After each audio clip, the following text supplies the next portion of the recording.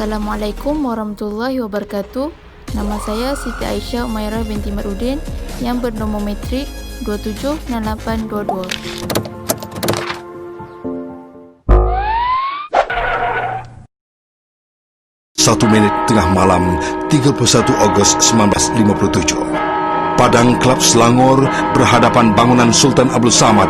Bendera Union Jack diturunkan dan bendera Persekutuan Tanah Melayu dikibarkan. Dengan nada suara yang lantang, Bapak Kemerdekaan itu memekikkan 7 kali merdeka. Merdeka! Negara yang bebas daripada kongkongan dan cengkaman kuasa asing yang menekan. Kebebasan bermakna rakyat berhak mengatur dan memilih corak kehidupan mereka seperti mempunyai sistem pemerintahan dan perlembagaan sendiri tanpa terikat dengan kuasa asing.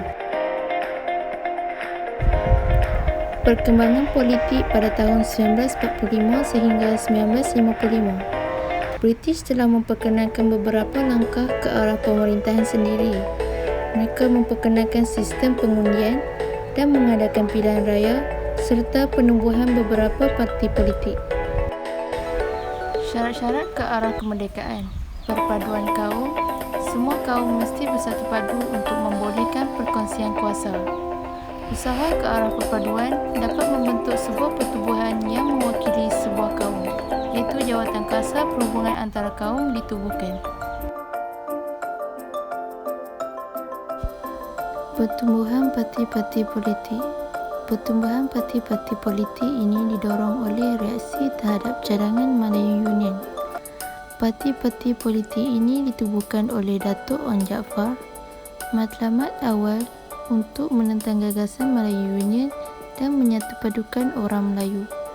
Datuk Onn Jaafar meletak jawatan pada tahun 1951 dan diambil alih oleh Tunku Abdul Rahman dan ditukar konsep hidup Melayu ke merdeka. Membentuk parti perikatan yang dianggotai oleh UMNO, MCA dan MIC. MIC ditubuhkan pada Ogos 1946 dan diketuai oleh John A. Perjuangan awam menyokong kemerdekaan di India tetapi kurang sambutan dari kaum India di Tanah Melayu. Selepas kemerdekaan India 1947, tumpu isu kerakyatan pernah menyertai parti sepihan Datuk Onn tetapi kurang sambutan. MCA pula ditubuhkan pada Februari 1949 membolehkan kaum Cina sokong British semasa darurat. Presiden yang pertama Tan Cheng Lock matlamat melindungi kepentingan ekonomi, politik dan sosial orang Cina. Seterusnya, Parti Islam Semalaya. Parti Islam ini ditubuhkan ekoran Persidangan Persatuan Ulama Semalaya di Kuala Lumpur pada 23 Ogos 1951 dan ditaja oleh Jabatan Agama UMNO. Persatuan ulama ini disertai oleh aktiviti agama bekas ahli Yamin dan ditubuhkan pada 1955.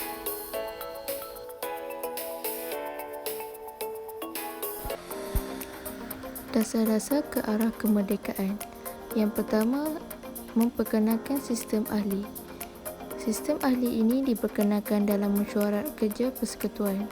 Mereka yang dilantik terdiri daripada beberapa warga negara Persekutuan Tanah Melayu untuk menjadi ahli majlis dan diberi portfolio bertaraf menteri. Yang kedua ialah pilihan raya tahun 1951.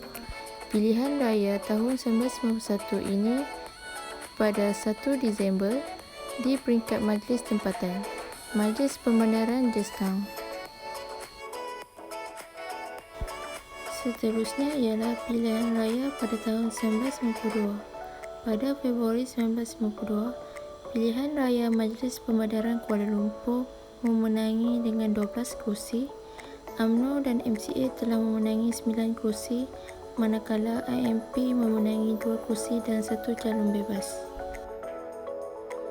Seterusnya, langkah-langkah menuju kemerdekaan. Kemenangan pilihan raya pada tahun 1955 meyakinkan Parti Perikatan untuk mencapai kemerdekaan. Langkah-langkahnya ialah rundingan ke arah kemerdekaan. Tunku Abdul Rahman menegaskan untuk berunding dengan British dalam masa 2 tahun.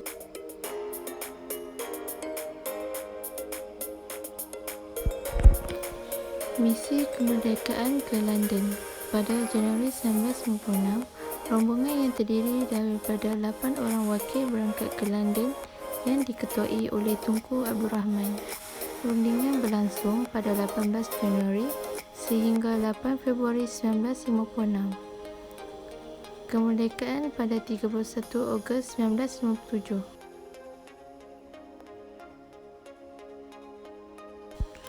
Suruhanjaya Reid ditubuhkan pada tahun 1955 dikerusi oleh Lord Reid dan Evergreen dari British. Mereka diminta untuk mengesyorkan satu perlembagaan persekutuan berdasarkan demokrasi berparlimen.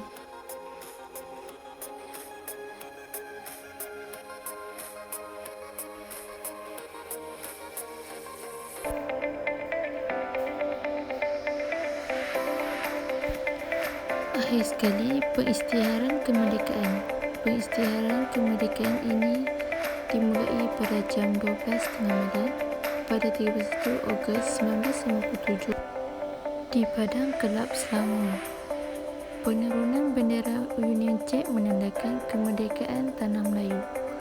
Pagi 31 Ogos 1957, Tunku Abdul Rahman telah mengisytiharkan kemerdekaan Persekutuan Tanah Melayu di Stadium Merdeka.